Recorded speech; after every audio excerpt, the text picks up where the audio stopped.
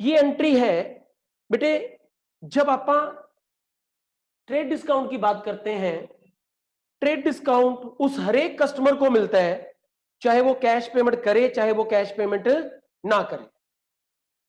But cash discount सिर्फ उसी customer को मिलेगा जो कैश पेमेंट करेगा। कभी कभी क्या होता है, जैसे मैंने 10,000 की गुड्स खरीदी 10% टीडी पे, तो 9,000 की रह गई। मैं हाफ पेमेंट कैश दे रहा हूं, हाफ में कैश नहीं दे पा रहा हूं। तो ऐसे क्वेश्चन में जब ट्रेड डिस्काउंट भी हो, कैश डिस्काउंट भी हो, और मैं हाफ पेमेंट कैश दे रहा हूं हाफ नहीं दे रहा हूं, वहां क्या ध्यान रखना है आपको कि ट्रेड डिस्काउंट तो आपने टोटल अमाउंट पे लगा देना है, चाहे कैश चाहे क्रेडिट। बट कैश डिस्काउंट उसी पार्ट पे लगाना जितनी पेमेंट आप क्या करते हैं, कैश करते हैं, नॉन कैश वाले पार्ट पे नहीं लगाना। ऐसे क्वेश्चंस को इजीली सॉल्व करने का तरीका पता क्या है? इजीली सॉल्व करने का तरीका, एक चीज माइंड में अज्यूम कर लो, अजम्पशन लेनी है ये कि मैंने आज गुड्स उधार खरीदी है सुबह और शाम को मैंने पेमेंट की है कुछ परसेंट। अभी मैंने गुड्स उधार खरीदी और शाम को कुछ परसेंट क्या की है, पेमेंट की है। दो एंट्रीज कर देना।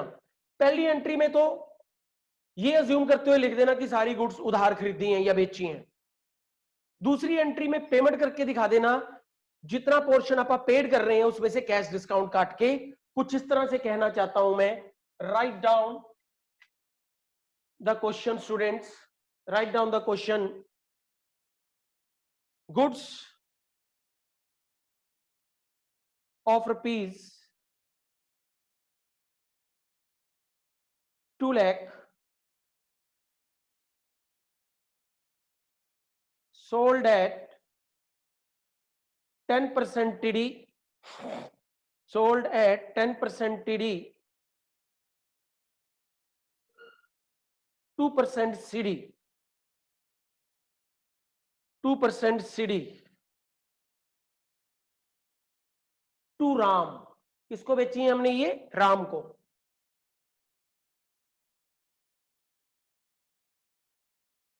%40 amount received in cash, 40% amount received in cash, 40% amount हमें क्या मिल गई? कैश मिल गई।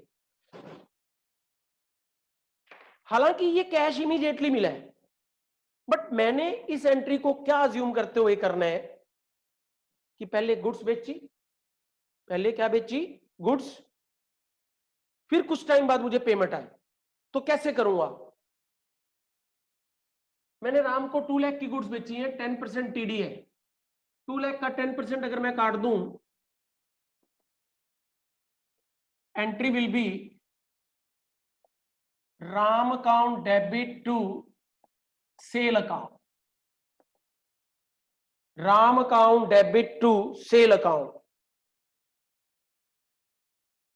ठीक है बेटे?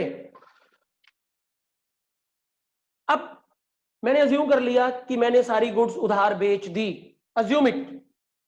अब वो कितने परसेंट पेमेंट कैश दे रहा है?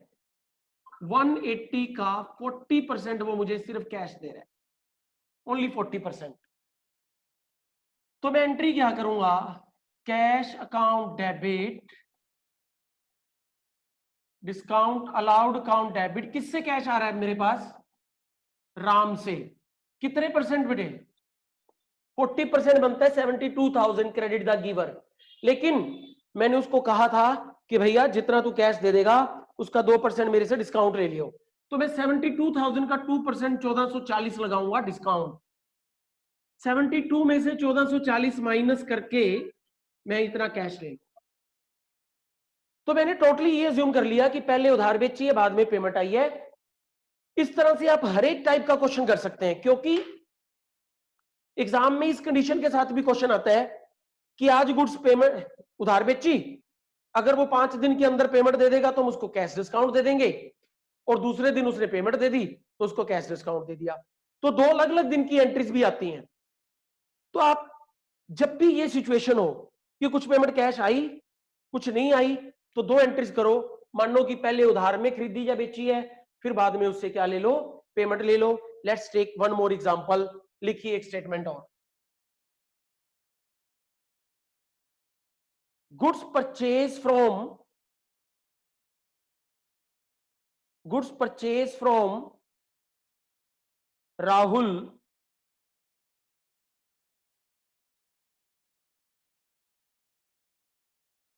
at 20% trade discount. बेटा 20,000 रुपीज की गुड्स है, goods purchase from Rahul rupees 20,000 at 20% trade discount, 2% cash discount, 60% amount paid immediately, 60% amount paid immediately. तो अब इस क्वेश्चन में भी वही है कि कुछ पेमेंट कैश दे रहे हैं, कुछ नहीं दे रहे हैं, और गुड्स खरीद रहे हैं। तो मैं मानूंगा पहले उधार खरीदी, बाद में पेमेंट दे दी। Entry will be purchase account debit to Ravi 16,000, 20,000 का 20% माइनस करके ना बेटे 16,000 रुपए आ जाता है। अब दूसरी एंट्री में कर रहा हूं, Ravi debit to cash account to discount received account. कितने परसेंट में कैश कर रहा हूं बेटे, 16,000 का 60%, 9600। तो मैंने यहां कितना लिख देना है, 9600 रुपीज लिख देना है। अब 9600 नहीं मैं दे रहा उसको, कभी भी नहीं दे रहा 9600, मैं उसको 2% डिस्काउंट काट के पेमेंट दे रहा हूं।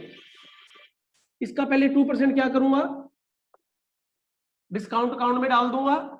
9600 माइनस दिस 9408 रुपए किस में चले गए, टू कैश अकाउंट में चले गए। तो ओवरऑल ये मान लो कि पहले उधार, बाद में अपन एक पोर्शन पेमेंट क्या कर रहे हैं, कैश। तो आप लोग क्या रहेंगे, कंफर्टेबल जोन में रहेंगे। और आप इस तरह की हर एक टाइप की एंट्री कर सकते हैं, क्योंकि एग्जाम में अक्सर एक एंट्री इस तरह से आ सकती है जो मैं अब बोल रहा हूं। मैंने क्यों आपको कहा कि आप एंट्रीज ऐसे ही करना। आप लिखेंगे एक एंट्री को, एंट्री लिखेंगे बेटे, पहले डेट डाल लो 1 जनवरी, डेट डाल लेंगे 1 जनवरी। I am repeating the same entry, goods ₹2 lakh purchase at 10% TD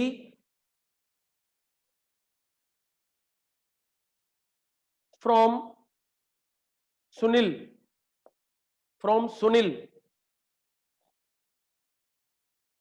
with this condition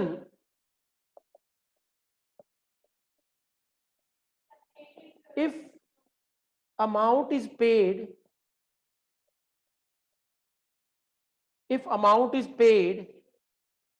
within 7 days,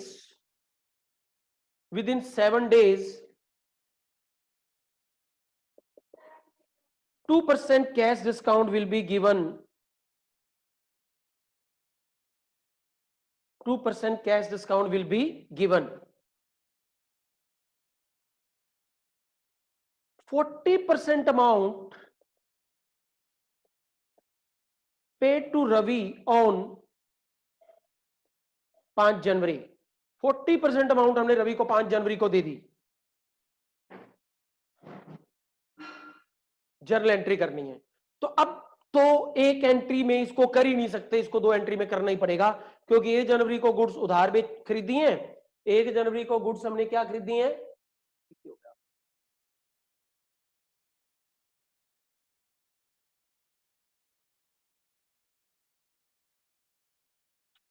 क्योंकि 40% गुड्स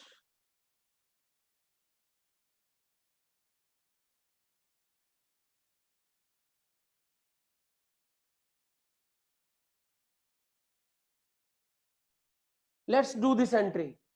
अब 1 जनवरी को मैंने परचेज कर ली कितने की goods, purchase account debit to Sunil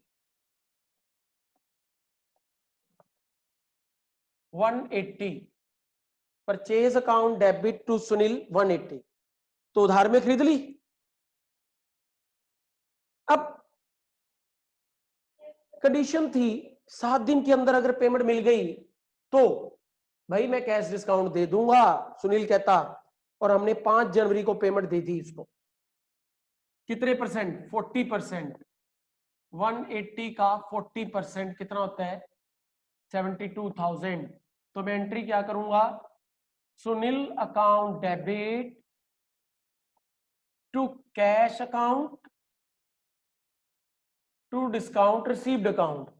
अब इसका 2% तो मैं डिस्काउंट में डाल लूंगा, इसमें से इसको क्या कर दूंगा? माइनस। तो मेरा क्वेश्चन क्या हो गया? सॉल्व हो गया बेटे।